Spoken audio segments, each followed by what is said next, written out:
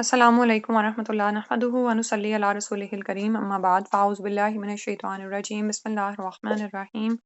رب اشرح لی صدری ویسر لی امری واحلل عقدۃ من لسانی یفقہوا قولی۔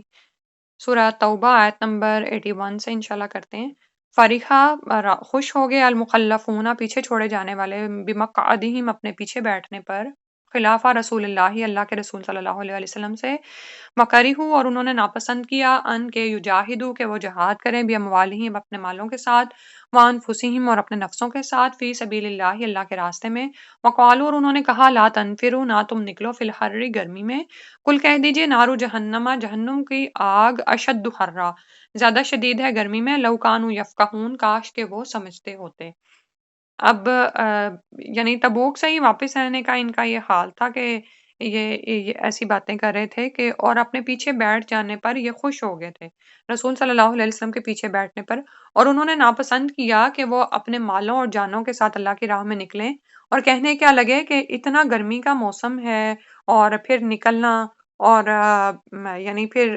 گرمی زوروں پر تھی نا، ظاہر ہے سفر بھی طویل اور تکلیف دہ تھا، اور فصلیں یعنی ابھی قحط سالی تھی اور فصلیں پک رہی تھیں، ٹھیک ہے، یعنی یہ وہ موسم تھا کہ جس وقت پھلوں کو اتارنے کا، ان سے لطف اندوز ہونے کا موسم تھا، تو اس موسم میں جو ان سے جہاد کی پکار پڑی ہے، تو یہ بڑا ایک مشکل وقت تھا، تو انہوں نے تو اپنی منافقت کی وجہ سے کیا کہنے لگے کہ اتنی تو گرمی ہے، اس گرمی میں اب غزوہ تبوک پر کون جائے؟ تو اللہ تعالیٰ نے فرمایا کہ ان کو کہہ دو کہ جہنم کی آگ تو زیادہ شدید ہے گرمی میں، یعنی وہ آگ جس کو اتنی دفعہ دہکایا گیا کہ وہ پہلے سفید ہوئی، پھر 1000 سال تک یا جانے کتنا کہ پھر اس کو دہکایا گیا، تو پھر وہ سرخ پڑ گئی، اور پھر اس کو دہکایا گیا کہ وہ سیاہ ہو گئی، استغفر اللہ۔ آپ یہ دیکھیں کہ ایک تو یہ کہ وہ آگ کی شدت، اوپر سے وہ سیاہ ہے، گرمی میں بھی یہ دیکھیں کہ سیاہ رنگ جو ہوتا ہے وہ گرمی کو زیادہ شدت دے دیتا ہے، ٹھیک ہے، استغفر اللہ۔ اور دنیا میں آپ یہ دیکھیں کہ جب ہم آگ دہکاتے ہیں نا، تو جب وہ سفید ہوتی ہے نا، تو اس وقت ہی تندور پہ جو لوگ بیٹھے ہوتے ہیں وہ کیا کہتے ہیں کہ اب اس وقت روٹی پکانے کا وقت ہے، دہک گیا ہے، ٹھیک ہے، لیکن اس کے بعد جب مزید دہکتی ہے اور اس کے کوئلے ریڈ کلر کے ہو جاتے ہیں، تو دنیا میں تو ہوتا ہے نا کہ جب وہ بلیک پڑتے ہیں تو آگ کی حدت کم ہو جاتی ہے، لیکن قیامت وہاں پر جو دوزخ کی آگ ہے اس کو اتنا دہکایا گیا ہے اور اس کا ٹمپریچر کم نہیں پڑتا، استغفر اللہ، اور وہ کالی سیاہ پڑ چکی ہے، اور وہ دنیا کی آگ کے ساتھ اس کا مقابلہ ہی کیا، وہ تو 69 ٹائم جو ہے اس سے شدت رکھتی ہے، استغفر اللہ۔ تو دنیا کی گرمی سے تم بچنا چاہتے ہو، دیکھو تو وہاں پر جو جہنم کی آگ ہے وہ تو زیادہ شدید ہے،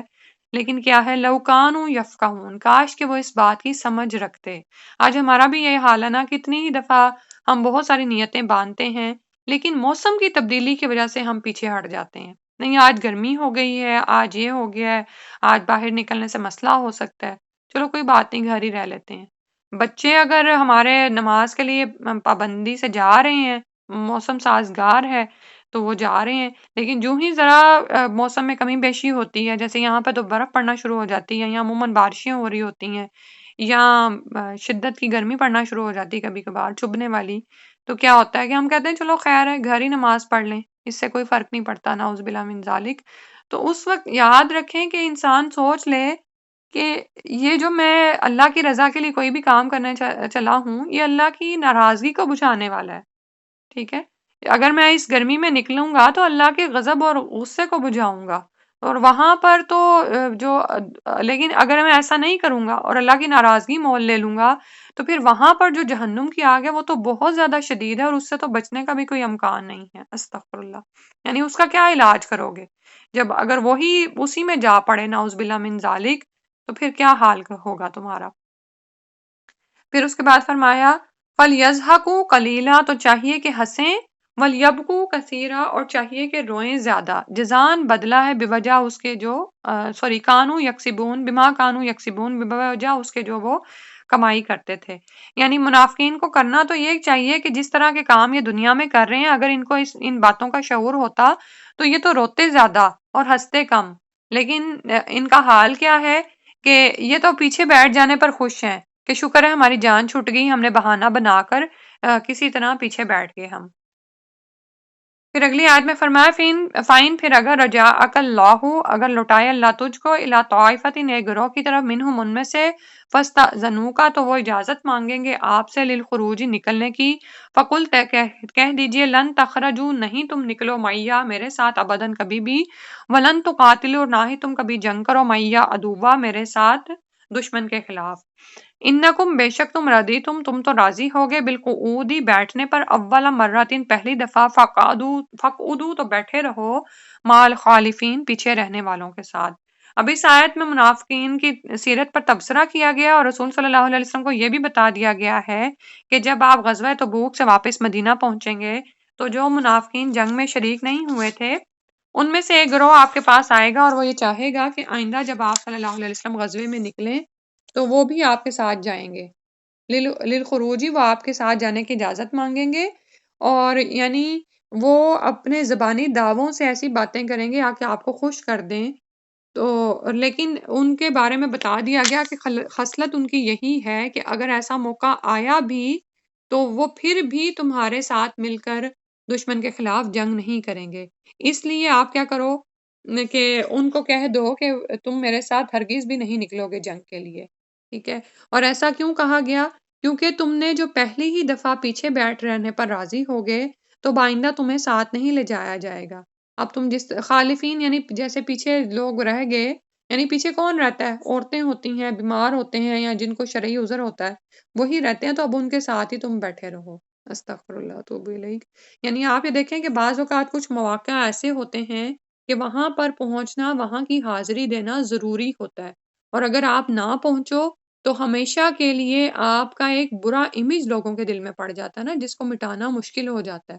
ہوتا ہے نا کبھی کبھار ایسے ہمارے ساتھ بھی چاہے دین کا معاملہ نہ بھی ہو دنیا کے معاملات میں بھی ایسا ہوتا ہے کہ ہم اپنی سستی یا کاہلی کی وجہ سے کسی امپورٹنٹ اسائنمنٹ سے کسی کمٹمنٹ سے پیچھے رہ جاتے ہیں تو آپ کی ذات پر اس کا دھبا پڑ جاتا ہے ٹھیک ہے تو دین کے معاملات میں ہمیشہ یاد رکھا کریں کہ اگر کہیں آپ کسی جماعت سے جڑے ہوئے ہیں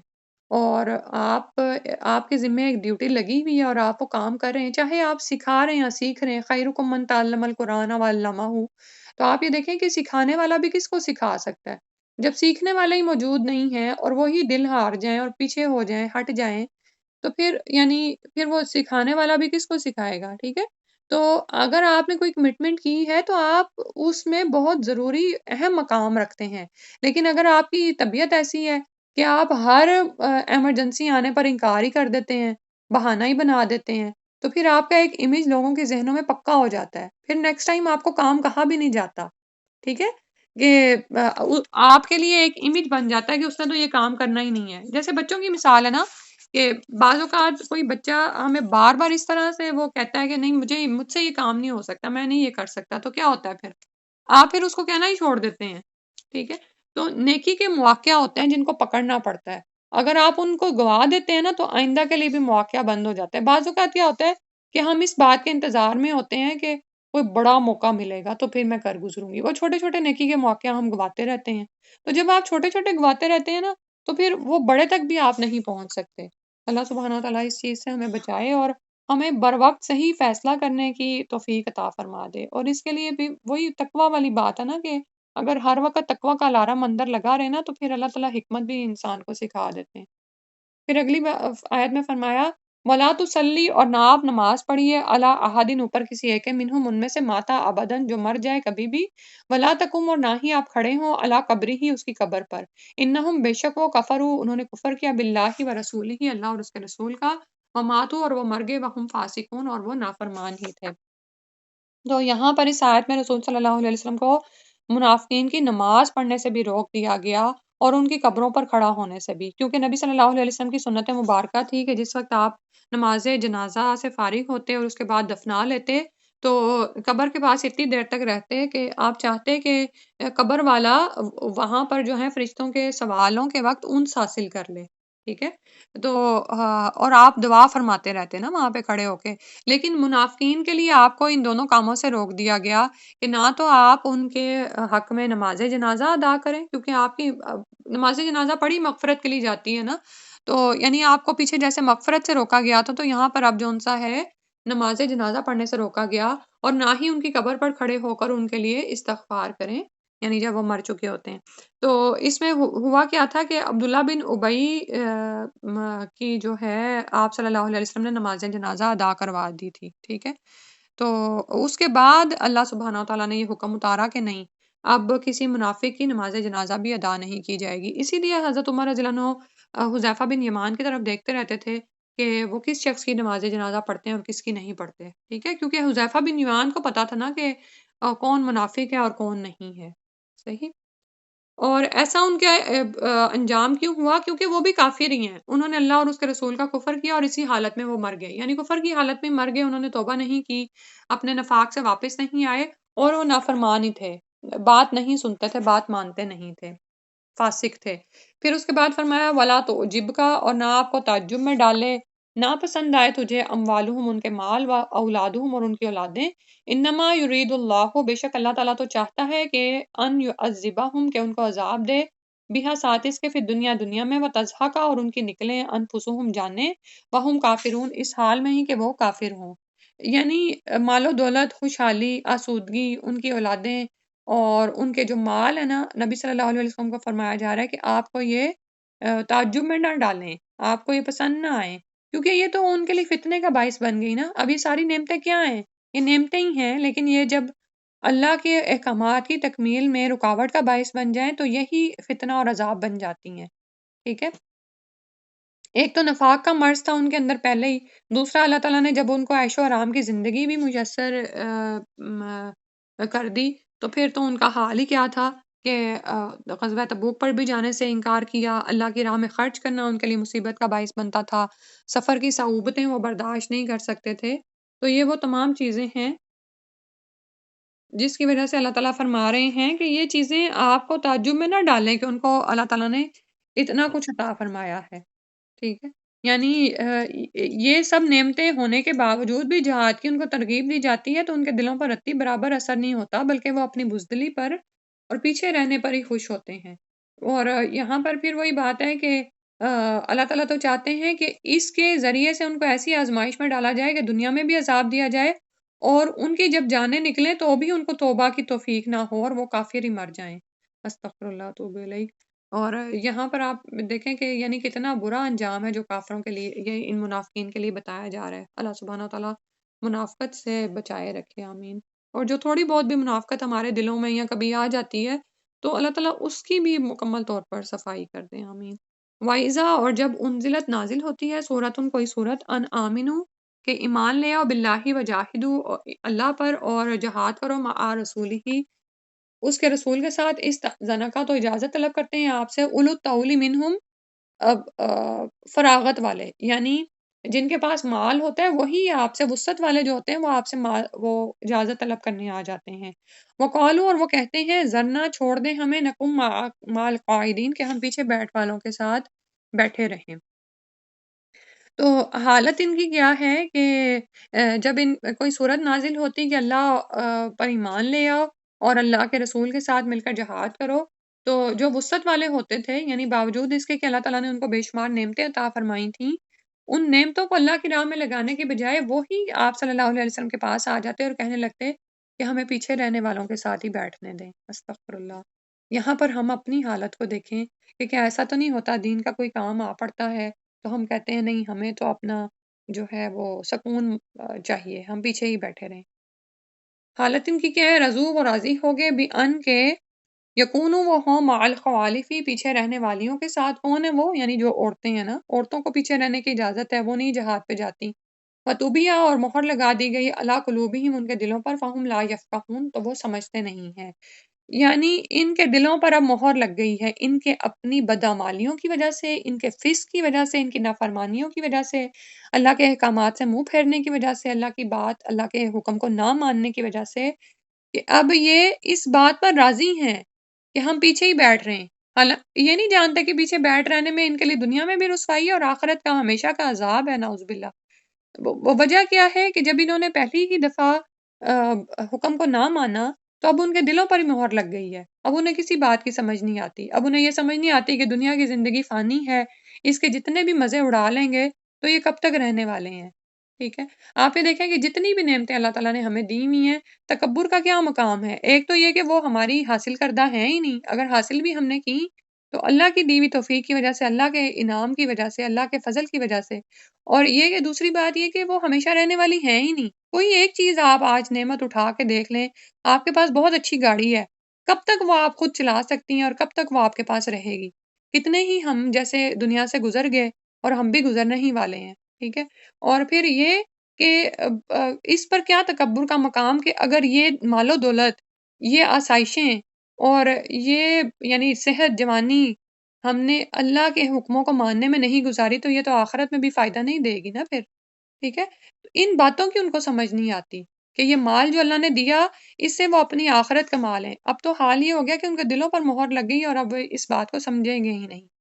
لیکن رسول والذین آمنوا، اور وہ لوگ جو ایمان لائے، معاہو اس کے ساتھ، جاہدو انہوں نے جہاد کیا، باموالہم اپنے مالوں کے ساتھ، وانفسہم اور اپنے نفسوں کے ساتھ۔ اب یہاں پر منافقین کے مقابل مومنین کا حال بتایا جا رہا ہے کہ دیکھو رسول اور اس کے ساتھ جو ایمان والے ہیں انہوں نے تو جہاد کیا، نہ صرف اپنے مالوں کے ساتھ بلکہ جانوں کے ساتھ بھی، وَأُولَئِکَ لَهُمُ الْخَيْرَاتُ انہی کے لیے بھلائیاں ہیں، انہی کے لیے اجر ہے، وَأُولَئِکَ هُمُ الْمُفْلِحُونَ اور وہی ہیں، وہی تاکید کے ساتھ فرمایا جا رہا ہے، وہی فلاح پانے والے ہیں۔ یہ اصل کامیابی ہے جو مومنین کو ملنے والی ہے۔ اور آپ یہ دیکھیں کہ اس کامیابی پر کتنا پردہ ڈال دیا گیا ہے نا، ابھی جو پیچھے بات ہو رہی تھی نا کہ فَهُمْ لَا يَفْقَهُونَ وہ سمجھتے نہیں ہیں۔ آج ہمارے ہاں بھی کامیابی کے معیار کیا ہیں؟ کامیابی کی کیا سمجھ ہے جو ہمارے اندر پائی جاتی ہے؟ جیسے پیچھے آیا نبی صلی اللہ علیہ وسلم کو حکم دیا جا رہا ہے کہ منافقین کے مال اور ان کی اولادیں آپ کو تعجب میں نہ ڈالیں۔ آج ہم کس کو کامیاب سمجھتے ہیں؟ جو دنیاوی زندگی میں بہت اعلیٰ مقام پر ہے، جس کو روز کھانے کے لالے نہیں پڑے ہوئے، جو دوسروں کو جو ہے ٹرک کرنا جانتا ہے، ٹرک کر کے وہ بہت مال کمانا جانتا ہے، یا یہ کہ ہمارے جن کے بچے بہت سمارٹ ہیں، کلیور ہیں، دنیا میں چلنا جانتے ہیں اور دنیا کے مطابق اپنے آپ کو ڈھال لیتے ہیں، جہاں جھوٹ بولنے کی ضرورت پڑے جھوٹ بول لیتے ہیں، جہاں پر حلیہ بدلنے کی ضرورت پڑے حلیہ بدل لیتے ہیں، جہاں پہ داڑھی ختم کرنے کی ضرورت پڑے داڑھی بدل لیتے ہیں، اور جہاں پر حجاب ہٹانے کی ضرورت پڑے تو حجاب بدل لیتے ہیں، ٹھیک ہے؟ اور تاکہ ہمیں دنیاوی کامیابیاں حاصل ہو جائیں۔ یہی ہے نا ہمارے ہاں دنیا کی کامیابی کا معیار، اور ہم سمجھتے ہیں کہ شاید یہی سب کچھ ہے۔ تو لیکن اللہ تعالیٰ یہاں پر کیا فرما رہے ہیں؟ بالکل ہی الٹ۔ یہاں پہ تو فرمایا جا رہا ہے ایمان لانے والوں کے لیے اور جہاد کرنے والوں کے لیے، وہ لوگ جنہوں نے اپنے مالوں اور نفسوں کو اللہ کی راہ میں ہی لگا دیا، انہوں نے اس سے آگے بڑھ کر اور مال نہیں کمایا، انہوں نے اپنی نفسوں پر نہیں لگایا کہ میں دنیا کے آسائشیں حاصل کر لوں، تو یہی وہ لوگ ہیں جن کے لیے دنیا میں بھی بھلائیاں ہیں اور آخرت میں یہی اصل کامیابی ہے جس پر پردہ پڑ چکا ہے نا، یہ اصل کامیابی ہے۔ آپ یہ دیکھیں کہ اس کامیابی کو ہمارے سامنے کتنے لوگ لے کر آتے ہیں، جیسے ابھی باجماعت نماز کی بات ہو رہی تھی نا، ہم میں سے کتنے ہیں جو دوسروں کو رغبت دلاتے ہیں کہ اٹھو جماعت کے ساتھ نماز پڑھو، اس کا بہت اجر ہے اس نماز کے مقابل جو تم گھر میں پڑھ لو گے آرام سے، ٹھیک ہے؟ اور فجر کی نماز کے بارے میں کیا آتا ہے کہ نبی صلی اللہ علیہ وسلم نے ارادہ کیا کہ میں اٹھوں اور یہاں پر کوئی شخص اقامت کہے اور میں ان لوگوں کے گھروں کو آگ لگا دوں جو فجر کی نماز کے لیے باہر نہیں نکلتے ہیں۔ لیکن ہم کس کو کامیابی سمجھتے ہیں؟ ہم 7-8 بجے اٹھ کر اپنے آفیسز کو دوڑنے کو تو کامیابی سمجھتے ہیں، لیکن جب صبح پکار پڑتی ہے حیا علی الفلاح تو اس وقت ہم نہیں اس کو کامیابی سمجھتے، ہم کہتے ہیں کہ چلو ٹھیک ہے نا، ابھی نماز کا وقت ختم ہونے والا ہے، ہم نے نماز پڑھ ہی لی نا وقت پر۔ اللہ سبحانہ تعالیٰ حقیقتاً ہماری آنکھیں کھول دے اور ہمیں اس مقام پر جا کھڑا کرے کہ ہم دوسروں کی آنکھیں کھولنے والے بنے، ٹھیک ہے؟ ابھی تو ایمان کی بعضوں کا ڈگمگاتا ایمان ہے، یہ حالت ہوتی ہے کہ دوسرا کوئی بات کر دے تو ہم خود ہی شیکی ہو جاتے ہیں، اللہ رحم فرمائے۔ فرمایا آگے، یہی وہ لوگ ہیں اعد اللہ لہم، اللہ تعالیٰ نے تیار کیا ہے ان کے لیے جنات باغات تجری بہتی ہیں من تحتها الانہار، ان کے نیچے سے نہریں، خالدین فیہا وہ اس میں ہمیشہ رہنے والے ہیں، ذالک الفوز العظیم یہی بڑی کامیابی ہے۔ تو یہ کامیابی ہے جس کے لیے انسان دوڑے، فَفِرُّوا إِلَى اللَّهِ اللہ کی طرف دوڑ لگا دے۔ یہ وہ باغات ہیں جن کے نیچے سے نہریں بہتی ہیں، بڑے بڑے مینشنز ہیں اور محلات ہیں۔ یہ باغات کا جب بھی آپ تذکرہ پڑھتے ہیں تو اس میں یہ نہ سمجھا کریں کہ یہ صرف باغ ہی ہیں کوئی، بلکہ یہ وہ باغات ہیں جیسے فارم ہاؤسز میں ہوتے ہیں نا باغات، یہ وہ باغات ہیں جن کا ذکر کیا جا رہا ہے، اور ان کے نیچے سے نہریں بہتی ہیں، دور تک آپ کو نہریں نظر آئیں، اور وہ خوبصورت پانی، شہد، شراب اور دودھ کی نہریں، اور ہمیشہ رہنا۔ یہ اصل چیز ہے نا، یہ اصل کامیابی ہے۔ جیسے ابھی دنیا کی نعمتوں کی بات ہو رہی تھی نا، کسی ایک نعمت کو اٹھا کے دیکھ لیں کتنا عرصہ آپ کے پاس وہ رہنے والی ہے، لیکن وہاں کی نعمتیں، ابدی نعمتوں کے لیے دوڑ لگائیں، وہ ہمیشہ رہنے والی ہیں۔ یہ اصل کامیابی ہے جس کی لوگوں کو تعلیم دینی ہے انشاءاللہ۔ سبحانک اللہم و بحمدک، نشہد ان لا الہ الا انت، نستغفرک و نتوب الیک۔ ان آیات کی تلاوت سن لیتے ہیں جو ہم نے آخر میں ابھی کی ہیں۔ فرح المخلفون بمقعدهم خلاف رسول الله وكرهوا أن يجاهدوا بأموالهم وأنفسهم في سبيل الله وقالوا لا تنفروا في الحر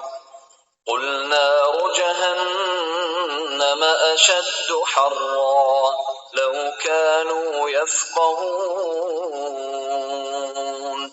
فليضحكوا قليلا وليبكوا كثيرا جزاء بما كانوا يكسبون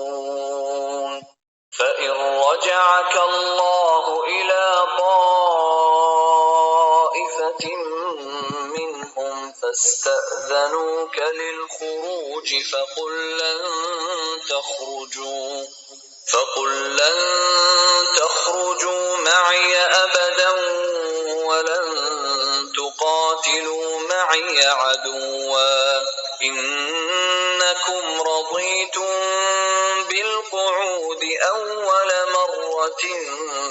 فاقعدوا مع الخالفين ولا تصل على أحد منهم مات أبدا ولا تقم على قبره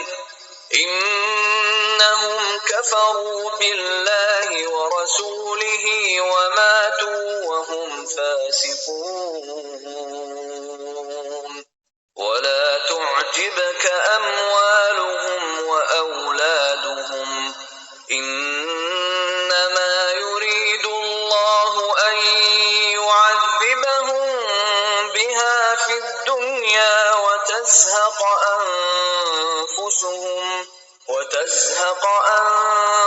أنفسهم وهم كافرون وإذا أنزلت سورة أن آمنوا بالله وجاهدوا مع رسوله استأذنك أولو الطول منهم وقالوا ذرنا نكن مع القاعدين رضوا بأن يكونوا مع الخوالف وطبع على قلوبهم فهم لا يفقهون لكن الرسول والذين آمنوا معه جاهدوا بأموالهم وأنفسهم وأولئك لهم الخيرات وأولئك هم المفلحون أعد الله لهم جنات تجري من تحتها الأنهار خالدين فيها ذلك الفوز العظيم صدق اللہ العظیم۔ السلام علیکم ورحمۃ اللہ۔